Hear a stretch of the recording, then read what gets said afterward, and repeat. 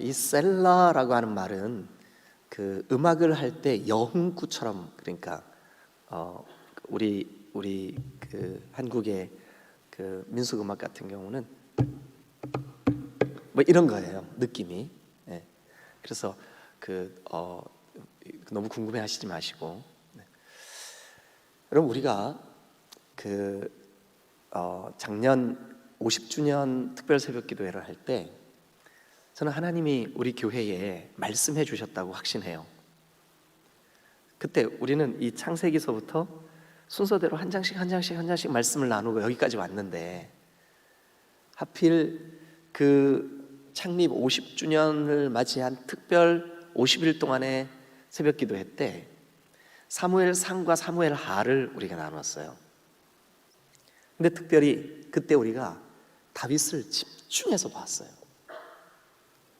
저는 그때 선명하게 하나님께서 우리 디딤돌 교회에게 이거 말씀하시는 거구나. 여러분, 진정한 부흥이 뭐냐 하면, 진정한 부흥, 여러분, 엊그제 주일날 부활하신 주님을 만나면 제일 어떻게 된대요? 예? 눈이 밝아지고 또요, 마음이 뜨거워지고 또요, 그 보고 들은 것을 말하지 않을 수 없는 증인이 돼버린다 그랬잖아요, 그죠? 마음이, 눈이 밝아지고, 이 옵달모스, 이해력입니다. 이해력, 믿음이 생기는 거예요. 부활하신 주님을 만나면 전에 깨닫지 못했던 게 확 깨달아지는 거예요. 여기에, 와, 내가 교회를 그렇게 다녔는데 왜 이걸 몰랐지? 이러면서 이게 여기 깨달아지는 거죠. 확 열리는 거죠. 그리고 마음이 뜨거워지는 거예요. 마음이 뜨거워지는 거예요.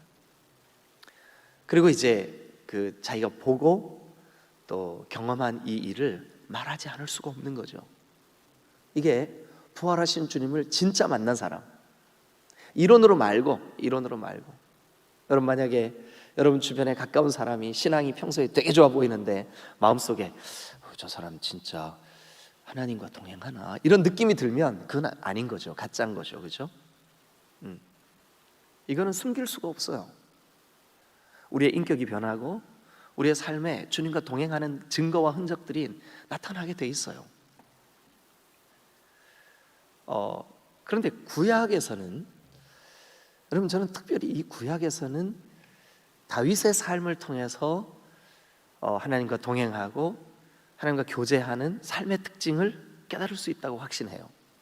아마 우리가 시편을 150편까지 가는 동안 사무엘 상과 사무엘 하에서 지난 그 50일 특세 때 함께 나누었던 여러 배경들, 말씀들이 반복적으로 등장을 할 것 같아요. 다행이라고 생각합니다.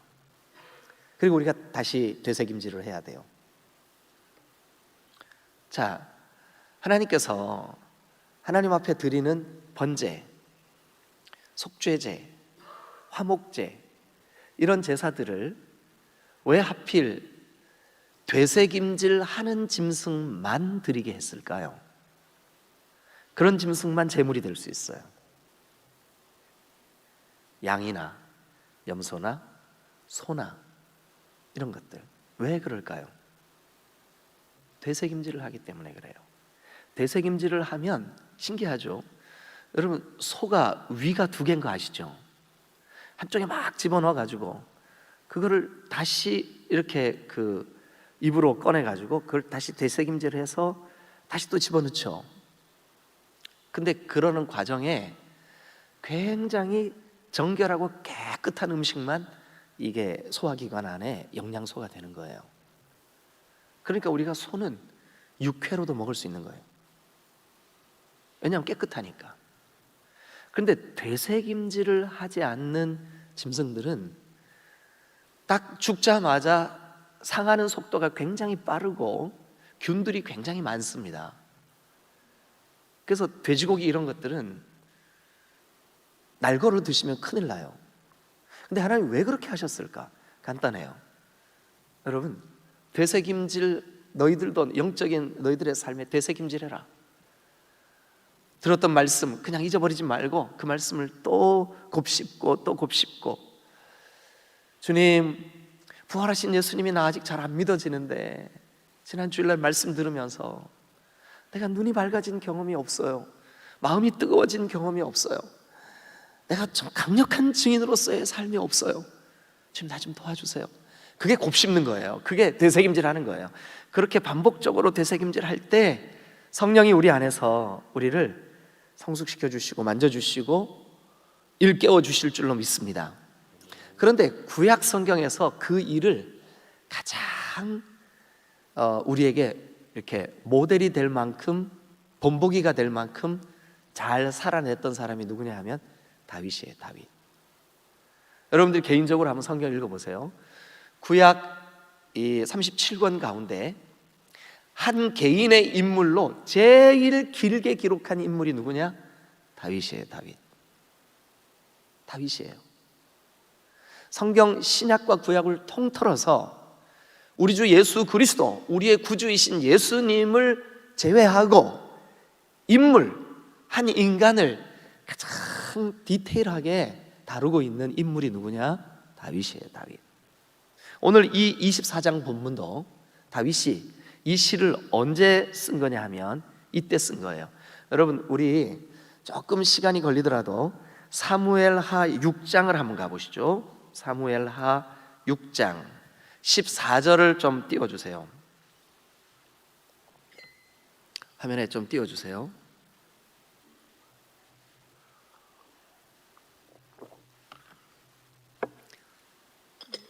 이 장면이 어떤 장면이냐 하면, 여러분, 다윗이 이제 온전히 예루살렘에서 이제 왕이 되고 그가 정말 하나님에 대한 사모함이 있었어요.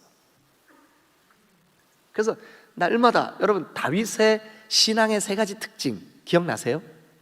우리 지나간 지 좀 오래되긴 했는데 그래도 혹시 여러분 중에 기억하시는 분이 있으면 너무 감사할 것 같아요. 다윗의 신앙의 세 가지 특징. 첫 번째 뭐라 그랬었죠? 그렇죠. 예, 너무 감사합니다. 묻고 또 묻고, 묻고 또 묻고, 하나님 앞에 묻고 또 맨날 묻는 거예요. 여러분들도 한번 오늘 흉내를 한번 내보세요.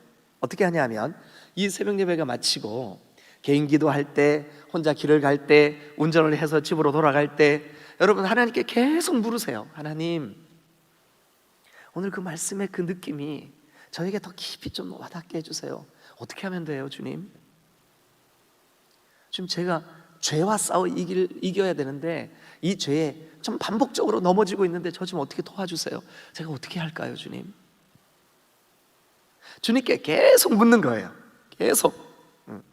그래서 요거를 묻고 또 묻고, 주님께로부터 주님을 묻고 또 묻고, 주님으로부터 듣고 또 듣고, 묻고 또 묻고 듣고 또, 그러니까 묻고 듣고를 계속 반복하니까 이거를 뭐라 그래요?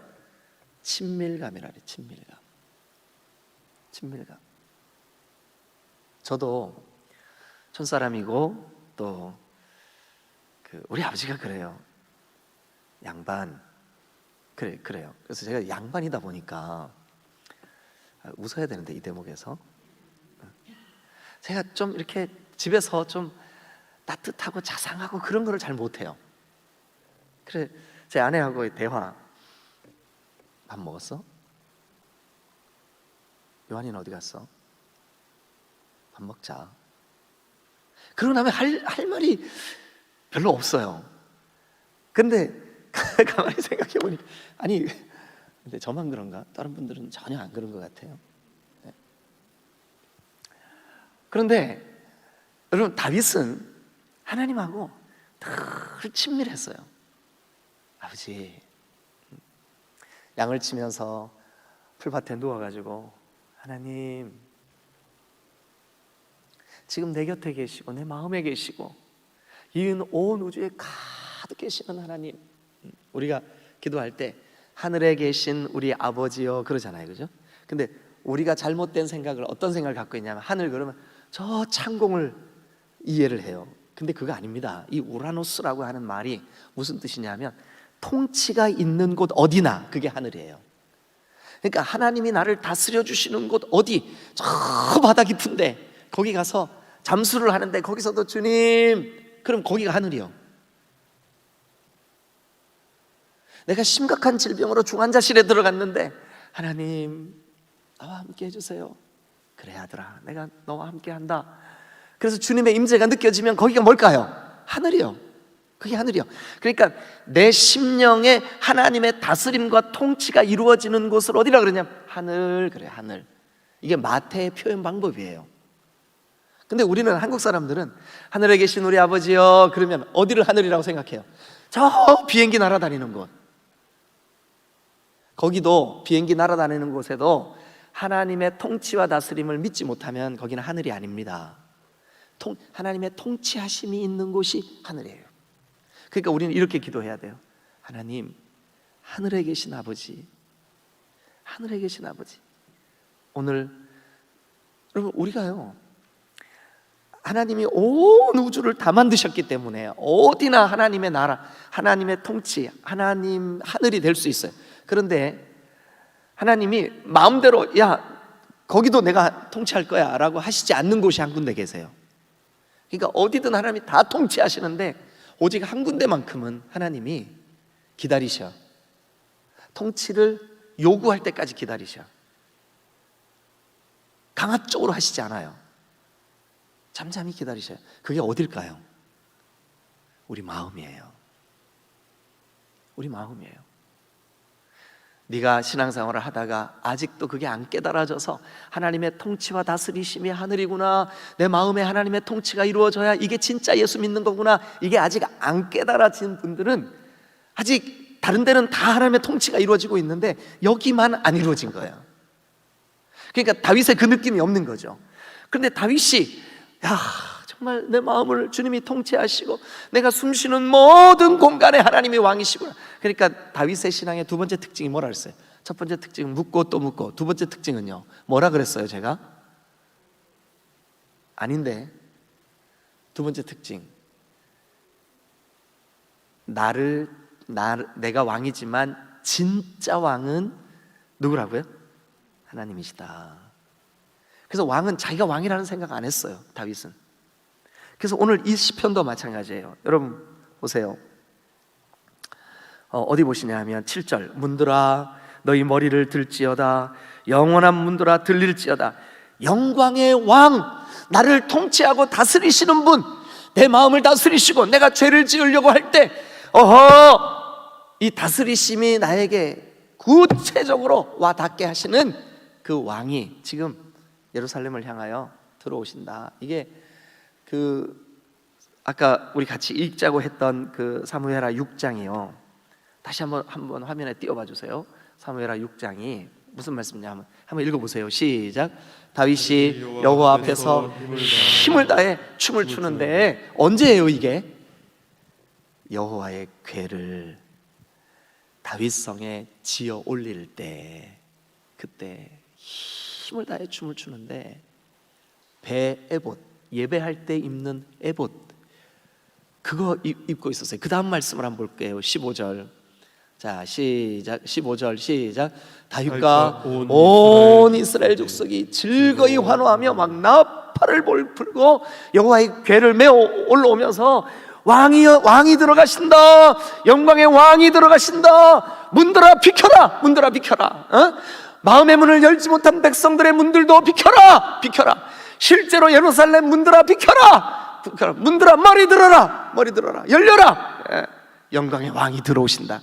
여러분들의 마음을 향하여 이 영광의 왕이 여러분 강력한 통치권을 가지고 들어오시기를 주님의 이름으로 축원합니다. 이거요 우리가 이론으로 24편 그런 배경이 있구나, 이거 성경 아는 거 아니에요. 성경 아는 거 아니에요. 여러분 진짜 이 성경을 아는 게 뭐냐 하면 다윗과 같이 그 왕이신 하나님이 내 마음의 문을 열고 들어오시는 그 강력한 경험, 왕께 만세, 왕께 만세, 이 경험이 있어야 하나님이 나를 통치해 주시는구나, 나를 다스려 주시는구나. 여러분 그러면 오늘 이 막 너무 감격스러워서 다윗이 막 그냥 춤을 추는데 그 다음 구절 한번 보실래요? 16절. 자, 6장 16절 시작. 여호와의 궤가 다윗성으로 들어올 때 사울의 딸 미갈이 창으로 내다보다가 다윗 왕이 여호와 앞에서 뛰놀며 춤추는 뭐를 봤을까요? 춤추는 뭐를 봤어요? 아이, 화면 좀 봐봐.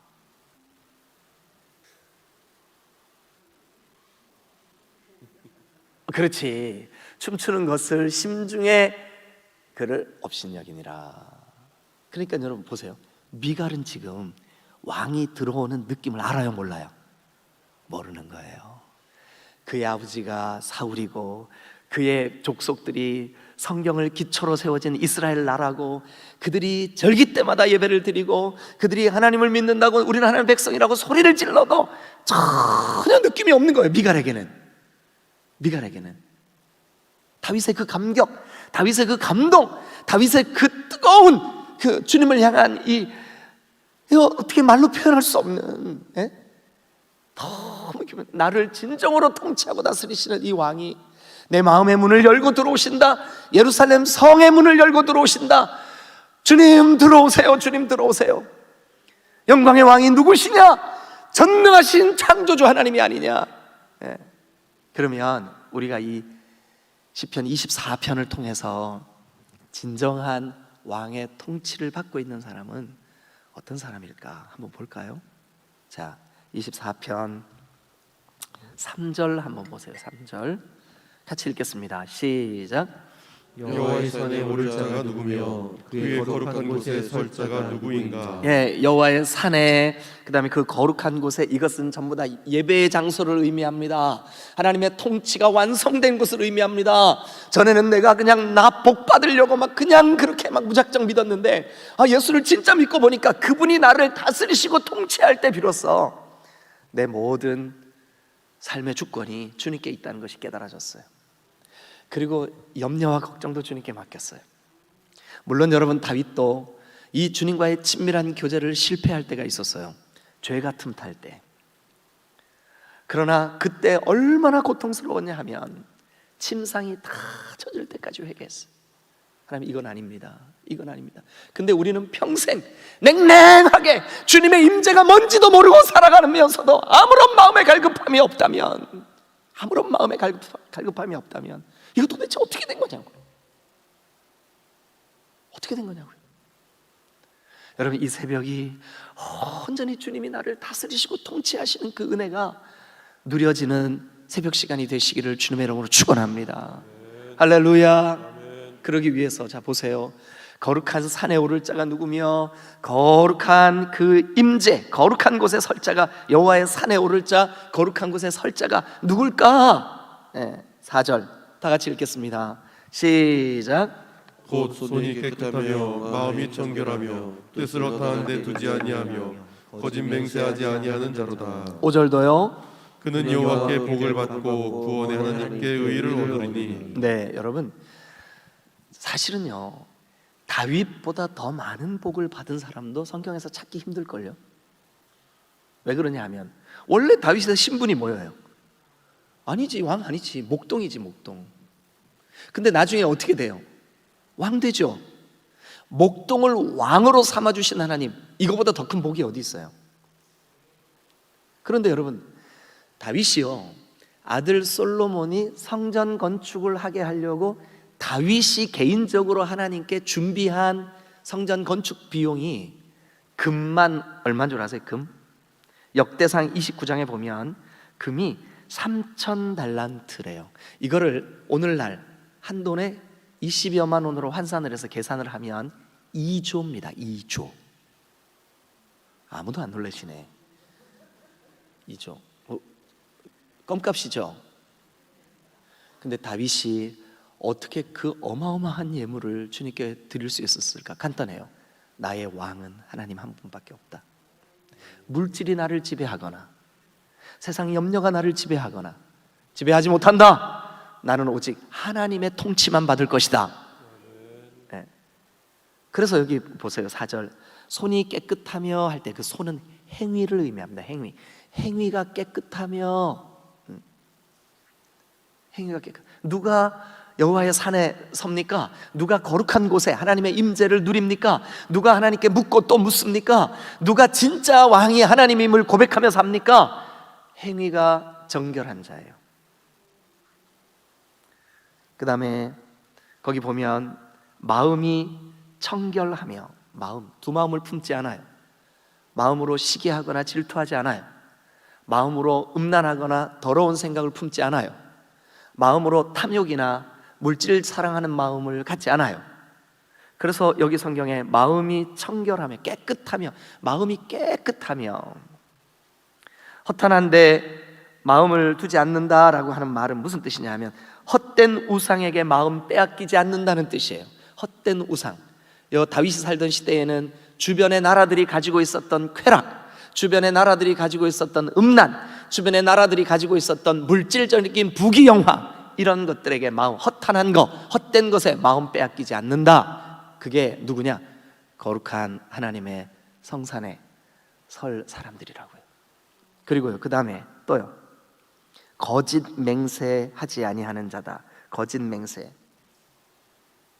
그러니까 거짓말하지 않는 자라는 거죠. 자, 그래서 그런 사람들은 행위가 깨끗하며 마음이 깨끗하고 허탄한데 마음을 빼앗기지 않고 오직 주님의 통치만을 기대하고 또 거짓 맹세하지 않는 그런 사람들은 그는 여호와께 뭐를 받을까요? 네, 주님과의 친밀한 복이 열릴 줄로 믿습니다. 주님과의 친밀한 복이 열리는 거예요. 주님으로부터 복을 받아요. 그는 여호와께 복을 받고 구원의 하나님께 의를 얻으리니, 구원의 하나님께 의를, 이런 사람들은 반드시 하나님이 구원하실 줄로 믿습니다. 왜냐하면 이는, 그게 왜냐하면이에요. 왜냐하면 6절, 왜냐하면 뭐래요?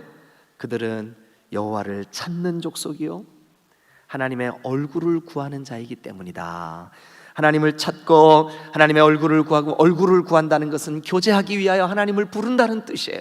하나님, 아버지. 여러분, 오늘 우리가 다윗이 지은 이 시편 24편을 통하여서 하나님, 내가 다윗과 함께 다윗처럼 주님께 묻고 또 묻고 주님으로부터 듣고 또 듣고 친밀한 주님과의 교제가 이루어지게 하여 주옵소서. 또한 하나님, 내 인생에 내가 주인이 아닙니다. 내가 왕노릇하지 않겠습니다. 주님이 주인입니다. 그러니 주님이 주인으로 믿는 사람 어디를 가든지 하나님의 통치가 이루어지니까 거기가 아까 뭐라고요? 하늘이라고요. 그래서 우리가 어떻게 기도한다고요? 하늘에 계신 우리 아버지, 하늘에 계신 우리 아버지, 아버지의 이름이 거룩히 여김을 받으세요. 네. 사랑하는 여러분, 그러니까 이 감격 가지고 문들아 너희 머리를 들지어다. 상상해 보세요. 예루살렘으로 들어가는 문은 굉장히 웅장해요. 굉장히 장엄해요. 아주 아름다워요. 오죽했으면 그 문의 이름이 미문이라고도 하고, 양의 문이라고도 하고, 이런 문들의 별명이 다 붙여져 있어요. 그런데 그 문들을 활짝 열으라는 거예요. 문들아 머리 들어라. 진정한 왕이 지나가실 수 있게. 여러분, 하나님이 어떻게 이게 다윗의 느낌이에요. 이 천지에 가득하신 하나님이 사람들에게는 저렇게 장엄해 보이고 저렇게 화려해 보이는 저 문으로 들어가기, 전 너무 모질하지 않겠어? 그런데 여러분, 여러분들의 마음의 문을 활짝 여실 때 우리도 이렇게 얘기할 수 있는 거예요. 문들아 머리 들어라. 문들아 들릴지어다. 영원한 문들아 들릴지어다. 영광의 왕이 들어가신다. 영광의 왕이, 그분이 누구뇨? 예? 강하고 능하신 여호와 아니시냐? 여호와 아니시냐? 여러분, 우리가 오늘도 전쟁하지요. 우리의 죄와 싸우고, 우리의 세상 염려와 싸우고, 우리의 한숨과 싸우고, 전쟁에 능하신 주님이 이기실 줄로 믿으시길 축원합니다. 할렐루야.